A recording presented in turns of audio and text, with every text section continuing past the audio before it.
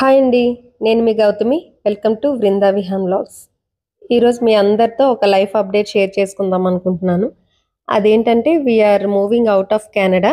మేము ఈ కెనడా వచ్చి 6 ఇయర్స్ అయిపోయింది ఆల్మోస్ట్. ఇన్ని ఇయర్స్ తర్వాత వెళ్ళిపోతున్నాము కెనడా నుంచి.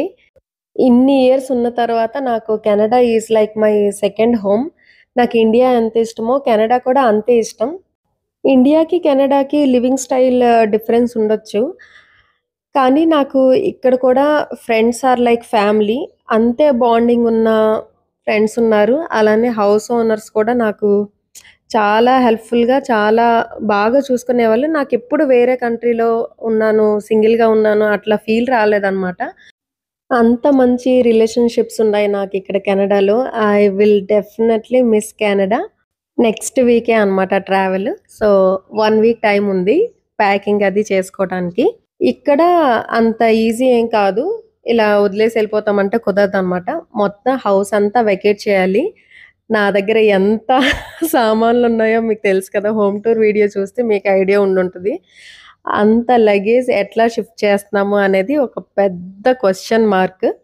1, 2 ఇయర్స్ ఉంటేనే ఇంట్లో ఏది లేకపోతే అవ్వదని ప్రతీదీ తెచ్చిపెట్టుకుంటాము. అలాంటిది 6 ఇయర్స్ ఒక కంట్రీలో ఉన్నామంటే ఇంక చెప్పక్కర్లేదు. అండ్ చిన్న పిల్లలుంటే వాళ్ళ టాయ్స్, బుక్స్, బట్టలు వాళ్ళకి రిలేటెడే సగం ఇల్లు నిండిపోతది. నా దగ్గరైతే చాలా ఎక్కువ లగేజే ఉంది. ఇప్పుడు ఇదంతా క్లియర్ చేయడం అనేది ఒక పెద్ద టాస్క్ నాకు. మా ట్రావెల్ డేట్స్ ఫిక్స్ అవ్వంగానే హౌస్ ఓనర్‌కి చెప్పాము. మేము మంత్ స్టార్టింగ్‌లోనే ట్రావెల్ అవుతున్నాము. బట్ ఈ మంత్‌కి రెంట్ పే చేసి నెక్స్ట్ మంత్ నుంచి వెకేట్ చేస్తున్నామని హౌస్ ఓనర్స్ చెప్పాము. హౌస్ ఓనర్స్ చెప్పిన తర్వాత వాళ్ళు ఓకే అని చెప్పారు. బట్ ఇల్లంతా వెకేట్ చేసి వెళ్ళండి అని చెప్పారనమాట. చిన్న చిన్నవైతే తీసేయొచ్చు. కానీ ఇట్లా office desk, chair, wardrobe, dining table, మ్యాట్రెస్‌లు ఇంకా టీవీ టేబుల్స్ ఇలాంటియనేవి కొంచెం పెద్ద ఫర్నిచర్ కదా! ఇవి క్లియర్ చేయడం కొంచెం కష్టం. సో, నేనేమనుకున్నానంటే ఫ్రెండ్స్ ఇక్కడున్న సర్కిల్‌లో ఎవరికైనా కావాలంటే ఇచ్చేద్దాము. లేదు అంటే మనకిక్కడ థ్రిఫ్ట్ స్టోర్స్ అని ఉంటాయి. వాళ్ళకి కాల్ చేస్తే వాళ్ళొస్తారనమాట. మన ఇంటికొచ్చి మన దగ్గరున్న ఐటెమ్స్ అన్నీ చెక్ చేస్తారు. చెక్ చేసి వాళ్ళకి కండిషన్ బావుంది అంటే వాళ్ళు తీసుకుంటారు.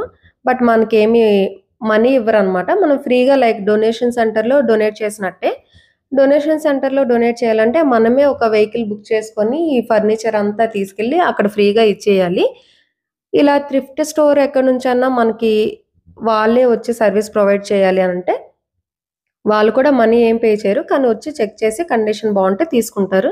అంతేకాని మనం ఇక్కడ గార్బేజ్‌లో డంప్ చేయాలి అనంటే తీసుకొనెళ్ళి చెత్తబుట్టలో పడేస్తామంటే కుదరదు. డంపింగ్ చార్జెస్ అని కూడా ఉంటాయి. సో, మనం ఒక 2 మ్యాట్రెసెస్ గార్బేజ్‌లో వెయ్యాలి అంటే $200-250 పే చేయాలనమాట.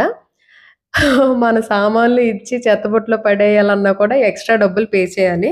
అదే మనకి తెలిసిన వాళ్ళు ఎవరైనా యూజ్ చేసుకుంటారంటే బెస్ట్ కదా! అని నేను ఫస్ట్ మా సర్కిల్‌లో ఉన్న అందరికి కాల్ చేసి ఇట్లా మేము నెక్స్ట్ వీక్ ట్రావెల్ అవుతున్నాము. సో, చాలా ఫర్నిచర్ ఉంది. ఏమైనా కావాలంటే తీసుకోండి అని చెప్పి అందరికి కాల్ చేసాము. సో, అట్లా మాక్సిమం వార్డ్‌రోబ్, డైనింగ్ టేబుల్, ఒక టీవీ, ఒక ఆఫీస్ చైర్ ఇట్లాంటివన్నీ ఫ్రెండ్స్‌కి కావాల్సినవి తీసుకున్నారు. అండ్ నా దగ్గరైతే పిల్లల రిలేటెడ్ స్టఫ్ చాలా ఉంది.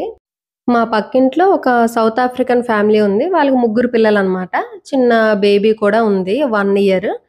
ఇద్దరు పిల్లలు కూడా మా పిల్లల కంటే చిన్నోళ్ళే. సో, వాళ్ళకి యూజ్ అవుతాయి కదా అన్నట్టు వృందా డైపర్స్ ఒక 2 బాక్స్ ఉన్నాయి. అండ్ సాఫ్ట్ టాయ్స్ అండ్ భవి దగ్గరైతే రిమోట్ కార్‌లు చాలా అంటే చాలా ఉన్నాయి. ఇంకా దాని సైకిలు, బుక్స్, స్టడీ టేబుల్స్ ఉన్నాయన్నమాట ఇద్దరు పిల్లలకి. సో, ఆ 2 స్టడీ టేబుల్స్ మొత్తం పిల్లల రిలేటెడ్ స్టఫ్ అంతా వాళ్ళకిచ్చేసామనమాట. ఫుల్ హ్యాపీగా ఉన్నారు. I got so many things అని చెప్పి. వాళ్ళ మమ్మీకి ఇంగ్లీష్ రాదు. పిల్లలే అనమాట ఏమైనా కమ్యూనికేట్ చేయడానికి. ఒక పాపుంది. 6 ఇయర్స్ ఆ పాపకి. ఆ పాప స్కూలుకెళ్తుంది కాబట్టి తనకు కొంచెం ఇంగ్లీషొచ్చు. ఆ పాప ఒక్కటే మాట్లాడుతది. మిగతా వాళ్ళంతా మాకు మూగ సైగలన్నట్టు. ఏమైనా కావాలా అంటే అట్లా ఏదో మనం ఎక్స్‌ప్రెషన్స్ బట్టి అట్లా అర్థం చేసుకొని కమ్యూనికేట్ అవుతామనమాట పక్కింటోళ్ళు మేము. ఇలా వెళ్ళిపోతున్నామని చెప్పేసరికి వాళ్ళైతే ఫుల్ ఫీలయ్యారు. ముగ్గురు పిల్లలు మాకు కొంచెం పెద్ద బాల్కనీ ఉంది గదా! సో, పిల్లలంతా కలిసి అక్కడికి ఆడుకునేవాళ్ళు. సో, వాళ్ళు భవిని, బృందాన్ని మిస్ అవుతామని చెప్పి చాలా ఫీల్ అయ్యారు. ఎనీవేస్ ఇంకా మనం చేసేదేం లేదు కదా! సో, ఇక్కడితో మాక్సిమం పక్కింటోళ్ళకి, ఫ్రెండ్స్‌కి ఇవ్వాల్సినయన్నీ అయిపోయి, ఇప్పుడింకా మేజర్ టాస్క్ ఏంటంటే బట్టలు సర్దాలి. ఇక్కడ కెనడా వెదర్‌కి సూట్ అయ్యే బట్టలు మన ఇండియన్ వెదర్‌కి అస్సలు సెట్ అవ్వవు. ఇక్కడ సమ్మర్ వేర్ ఏమన్నా కొంచెం యూజ్ అయితే అవ్వచ్చు. But most of the clothes use అవ్వవు. సో, ఇవన్నీ ఇండియా తీసుకొచ్చినా వేస్ట్ అని చెప్పి మొత్తం అన్నీ ప్యాక్ చేసేసాం. పిల్లలవి, నావి, మా వారివి అన్నీ. మనకి చెక్ ఇన్ బ్యాగ్స్ ఉంటాయి గదా! ఒక 4-5 బ్యాగ్స్ బట్టలే అయ్యాయి. ఇంకా అవన్నీ బట్టలు పాతవి ఇంకెవరికిస్తామని మొత్తం డొనేషన్ సెంటర్‌లో ఇచ్చేద్దామని ప్యాక్ చేసేసాము. బట్టలన్నీ డొనేషన్‌కి వెళ్ళిపోయి అండ్ ఈ కిచెన్ వేర్ మాత్రం ఉన్నాయి చాలానే. మేము వెకేట్ చేశాక మా ఫ్రెండ్స్ ఒక ఇద్దరు ఈ మంత్ ఎండ్ వరకు ఉంటారు. సో, వాళ్ళు యూజ్ చేసుకున్నంత వరకు ఉంటాయి కదా! తర్వాత వాళ్ళు వెళ్ళే ముందు అవి కూడా డొనేట్ చేసేయమని చెప్పాను. అండ్ హౌస్ క్లీనింగ్ బాధ్యత అంతా పాపం వాళ్ళకే ఇచ్చేసాను. నేను మాక్సిమం సర్దడానికి ట్రై చేశాను. నాకు కుదిరినంత వరకు చేశాను. బట్ రిమైనింగ్ ఏదైనా ఉంటే వాళ్ళు హ్యాండిల్ చేస్తారులే అన్నట్టు ఇంకా మొత్తం వాళ్ళకి బరువు బాధ్యతలన్నీ అప్పచెప్పేసి నా ప్యాకింగ్ వర్కయితే నేను ఆల్మోస్ట్ క్లోజ్ చేసినట్టే. ఇదనమాట మా ట్రావెల్ ప్రిపరేషను. అసలెందుకు బ్యాక్‌కి మూవ్ అవుతున్నాము? ఇలా ఇండియా వచ్చేస్తామని చెప్పగానే ఫ్రెండ్స్ రియాక్షన్ ఏంటి? ఇంట్లో వాళ్ళ రియాక్షన్ ఏంటి? అసలు ఎట్లా ప్లాన్ చేసాము? ఇవన్నీ డీటెయిల్స్ కూడా నేను అప్‌కమింగ్ వీడియోలో షేర్ చేసుకుంటాను. ఐ నో నేను ఇక్కడ కెనడా సీరీస్ అని స్టార్ట్ చేశాను. అంటే కెనడాలో సాలరీస్ ఎలా ఉంటాయి? హెల్త్ కేర్ సిస్టమ్ ఎలా ఉంటది? ప్రెగ్నెన్సీ ప్రాసెస్ ఏంటి? ఇట్లా ఇన్ఫర్మేషన్ రిలేటెడ్. ఇంకా దానికి కంటిన్యూషన్ వీడియోస్ చాలానే ఉన్నాయి. బట్ నేను కొంచెం వేరే పనుల్లో బిజీగా ఉండడం, టైమ్ కన్‌స్ట్రెయింట్ వల్ల చేయలేకపోయాను.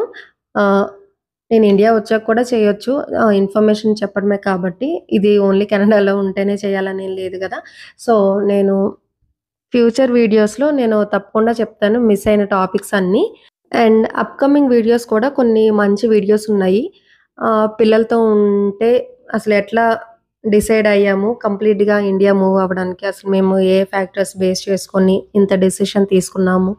ఇట్లాంటివన్నీ నేను షేర్ చేద్దాం అనుకుంటున్నాను. సో దట్ ఎవరైనా ప్లాన్ చేసుకుంటే వాళ్ళకి డెఫినిట్‌గా హెల్ప్ అవుతదని.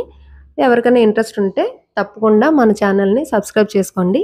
ఇంకో మంచి వీడియోతో మళ్ళీ కలుద్దాం. అంతవరకు keep watching Brinda Vihan vlogs. Thank you.